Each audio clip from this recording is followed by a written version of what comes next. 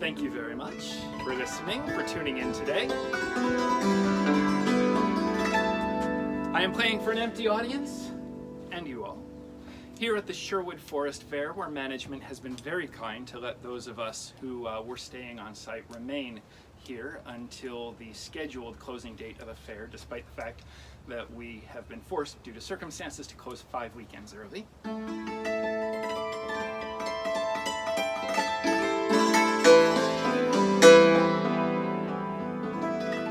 would like to give a huge thank you to my Patreon patrons, because you all are really my glue right now. I have to say that that I owe you guys a huge debt of appreciation, and I am very grateful for you all. Thank you very much for your support.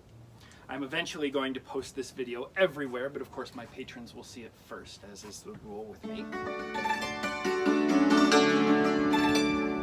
And I mentioned that was Cantica de Santa Maria number 353. It was one of over 400 hymns to Saint Mary written for pilgrims to sing while walking the Camino de Santiago in the 13th century.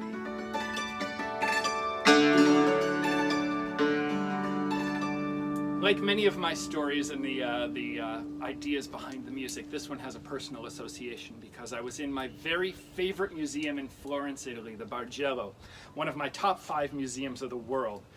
And as an aside, the Bargello is amazing. About a number of years ago, they pulled a lot of the sculpture out of the Uffizi Museum, put it into its independent museum. Nobody's heard of it. Everyone's busy waiting around the block to see the David at l'Accademia. Everyone's in a 5-rank line to go into the Uffizi, and there is nobody in the Bargello, and you'll be in a room with 3 Michelangelos, 4 Donatellos, 7 Cellinis. It's just this amazing place. And I have to say I am a huge fan of the museum. But I was there once, and they had a special exhibition, a traveling exhibition on medieval pilgrimage. In addition to being this amazing bastion of Renaissance art, the Bargello was also a 13th century city hall, which later was turned into a 15th and 16th century prison. So it's got a lot of history even in the stones of the building itself. And there was a traveling exhibition on medieval pilgrimage, and I turned a corner and came face to face with one of the 13th century original manuscripts of the Cantica de Santa Maria, and I squealed like a 4-year-old. I am not ashamed to admit the sound that came out of my body, because it was absolutely stunning to come face to face with one of these original artifacts, and it was just an absolute highlight. It was amazing.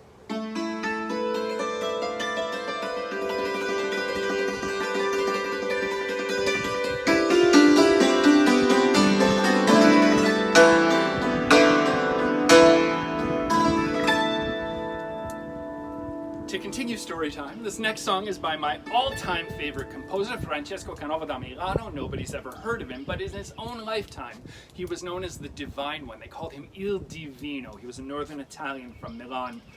He spent some of his career in Paris, and so occasionally in the sources you'll find him as Francesco da Parigi as well.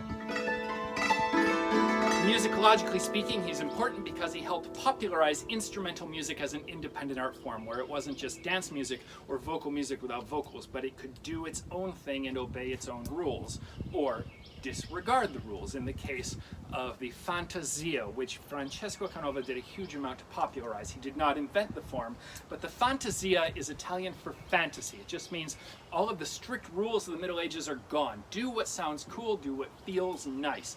And I really enjoy playing them, because they are whimsical and delightful. And it is pronounced Fantasia and not Fantasia, no matter what Disney might tell you. This is Fantasia number 34 by Francesco Canova da Milano, my all-time favorite composer.